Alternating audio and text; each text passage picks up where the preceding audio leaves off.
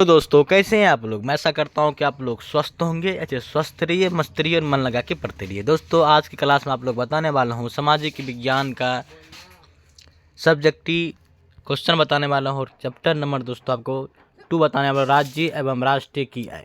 राज्य एवं राष्ट्रीय की आय का सब्जेक्टिव क्वेश्चन बताने वाला हूं दोस्तों। तो इस क्लास को आप लास्ट तक देखिएगा और चैनल पर नए हैं तो दोस्तों चैनल को सब्सक्राइब कर लीजिए और वीडियो अच्छी लगती है तो वीडियो को लाइक कर दे, अपने दोस्तों के पास जरूर से जरूर शेयर करें। चलिए शुरू करते हैं आज के क्लास को। और आज के क्लास के फर्स्ट क्वेश्चन लिखा है दोस्तों, आय किसे कहते हैं। आय से आप क्या समझते हैं। उत्तर लिखा है दोस्तों, जब कोई व्यक्ति शारीरिक अथवा मानसिक कार्य करता है और उस कार्य के बदले उसे पारिश्रमिक प्राप्त होती है तो उसे आय कहते हैं। जब आप काम करते हैं, कोई भी काम करते हो, जब आप शारीरिक काम करते हो यानी वजन वाला सामान उठाते हो या सामान किसी गाड़ी पर लोड करते हो या मानसिक अपने दिमाग से कोई काम करते हो और उससे जो आपको पैसा मिलता है दोस्तों उसी को आय कहते हैं। क्या कहते हैं उसको, आय। ठीक है, तो आय किसे कहते हैं आप समझ गए। स्क्रीनशॉट सारे क्वेश्चन को आप लेते जाइएगा दोस्तों। उसके बाद लिखा है प्रति व्यक्ति आय किसे कहते हैं। प्रति व्यक्ति आय क्या है। जब किसी देश की कुल आय में कुल जनसंख्या से भाग देने पर जो परिणाम आता है उसे प्रति व्यक्ति आय कहते हैं। इसे औसत आय भी कहा जाता है और प्रति व्यक्ति आय को औसत आय भी कहा जाता है। तो आप समझ गए होंगे कि जब किसी देश की कुल आय में कुल जनसंख्या से भाग देते हैं, जब उसमें जो परिणाम निकलता है उससे जो परिणाम निकलता है उसी को प्रति व्यक्ति आय कहा जाता है और इसे ही प्रति व्यक्ति आय को ही औसत आय कहा जाता है। ठीक है, चलिए स्क्रीनशॉट सारे क्वेश्चन को आप लेते हैं। उसके बाद लिखा है दोस्तों, राष्ट्रीय आय किसे कहते हैं। राष्ट्रीय आय किसे कहते हैं। वर्ष भर में किसी देश में अर्जित आय की कुल मात्रा को राष्ट्रीय आय कहते हैं।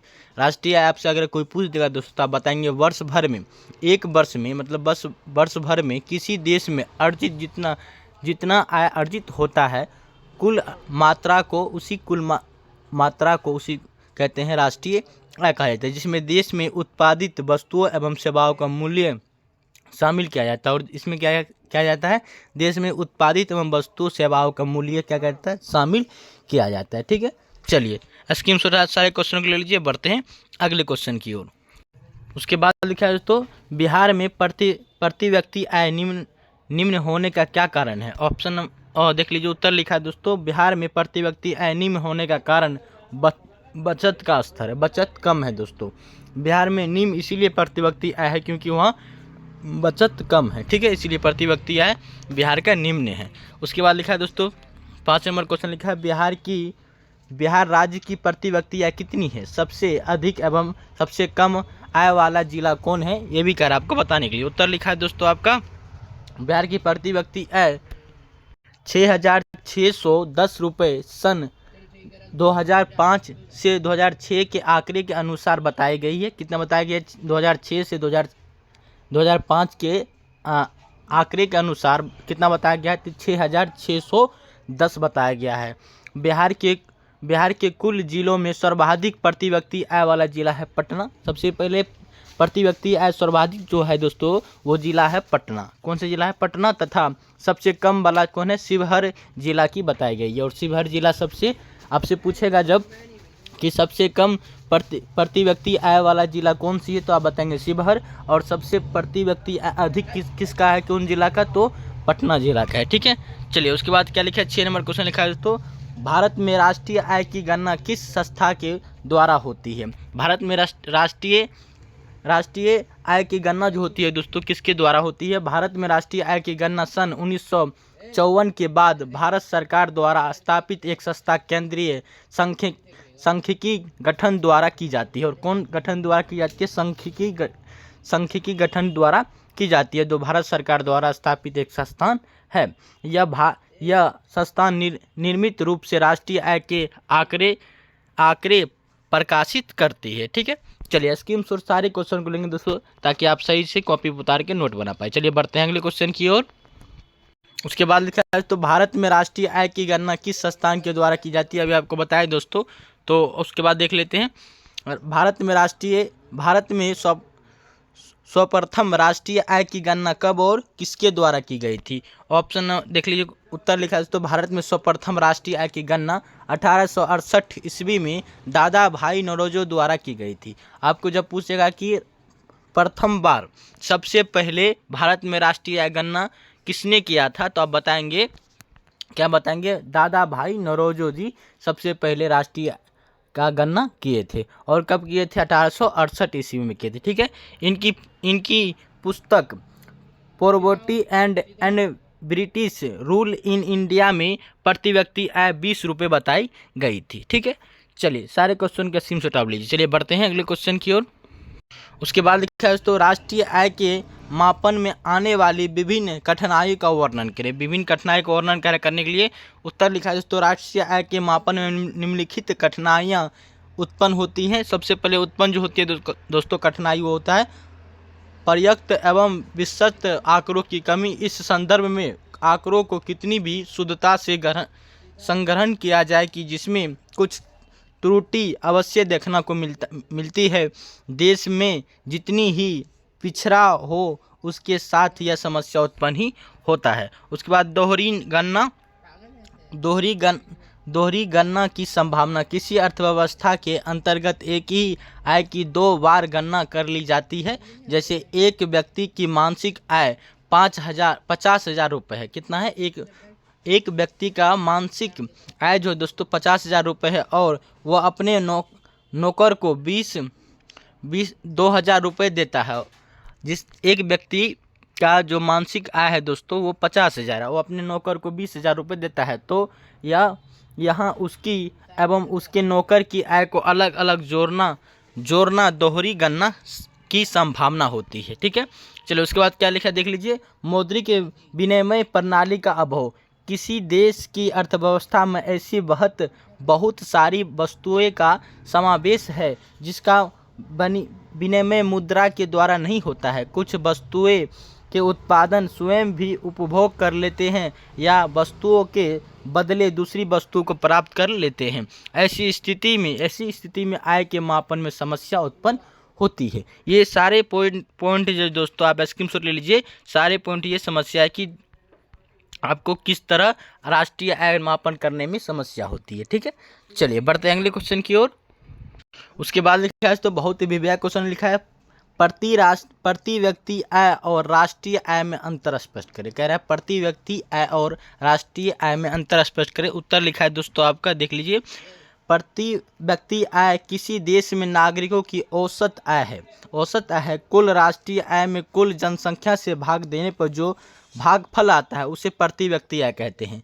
जब किसी राष्ट्रीय आय में कुल जनसंख्या से भाग देने पर, राष्ट्रीय आय में एक राष्ट्र के आय में कुल जनसंख्या से भाग जब दिया जाता है दोस्तों और भागफल जो निकलता है उसी को प्रति व्यक्ति आय कहा जाता है। और इस प्रकार प्रति व्यक्ति आय की धारणा राष्ट्रीय आय से जुड़ी हुई है और इस प्रकार प्रति व्यक्ति आय की धारणा राष्ट्रीय आय से जुड़ी हुई है। वर्ष भर में किसी देश में अर्जित आय की कुल मात्रा को राष्ट्रीय आय कहा जाता है। अगर आपसे कोई पूछेगा कि राष्ट्रीय आय क्या है तो आप बताएंगे कि किसी देश में वर्ष भर में किसी भी देश में अर्जित आय की कुल मात्रा को राष्ट्रीय आय कहा जाता है। ठीक है, इसमें उत्पादित वस्तु एवं सेवाओं का मूल्य शामिल किया जाता है। राष्ट्रीय आय में वृद्धि होने पर प्रति व्यक्ति आय में भी वृद्धि होती है। राष्ट्रीय आय में अगर वृद्धि हो दोस्तों तो प्रति व्यक्ति आय में भी वृद्धि होगी।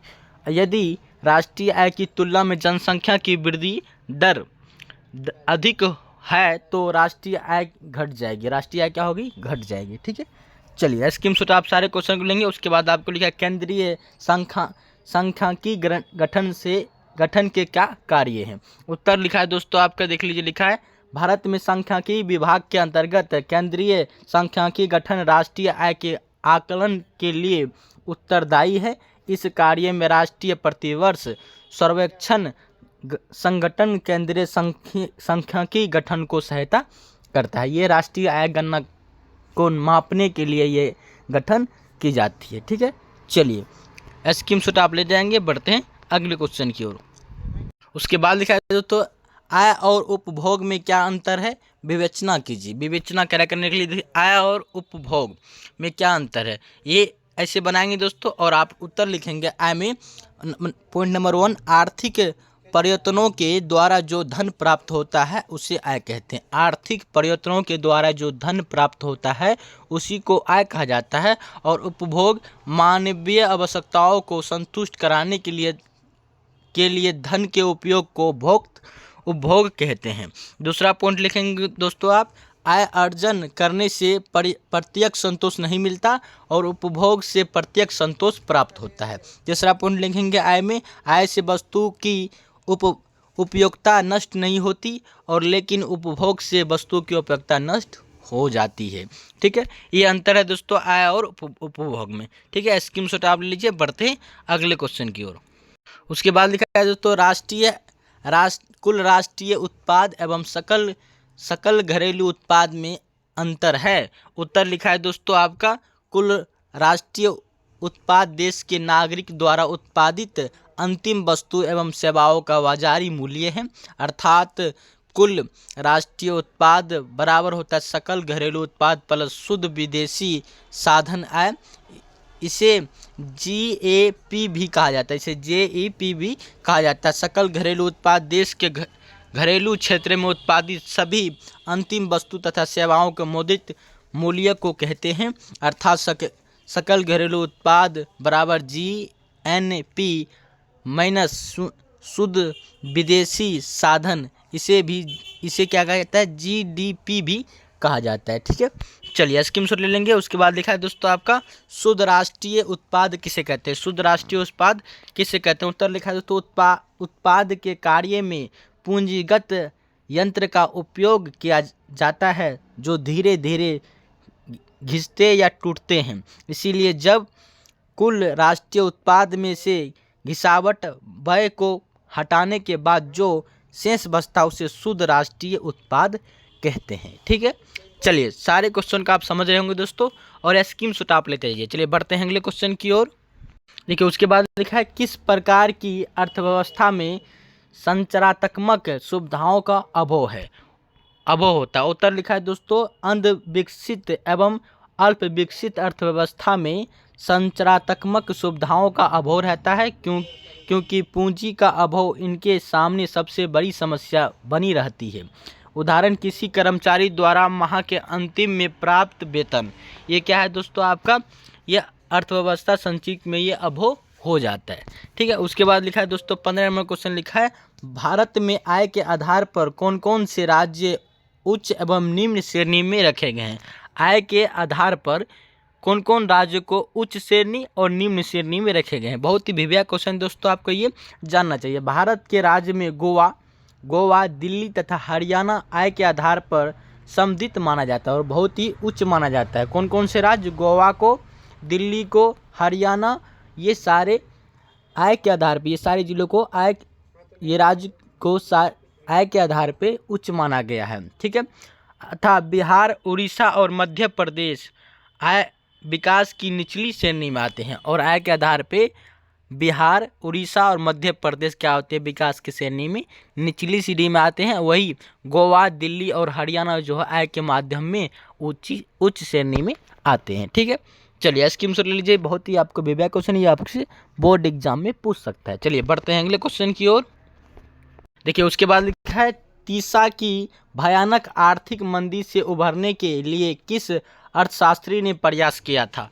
उत्तर लिखा है दोस्तों, तीसा की भयानक आर्थिक मंदी जो सन 1929 से 1933 तक रही थी, उसे प्रोफेसर क्रेसन ने उभरने का प्रयास किया था।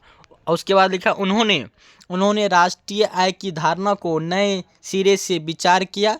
कैसन के अनुसार राष्ट्रीय आय को उपभोक्ता वस्तुओं तथा विनियोग वस्तुओं पर किए गए कुल व्यय की योग के रूप में व्यक्त किया जाता है। ठीक है, उसके बाद लिखा है दोस्तों 17 नंबर क्वेश्चन आपको, स्वतंत्रता के बाद सरकार ने राष्ट्रीय आय की समिति का गठन कब और किसके नेतृत्व में किया था।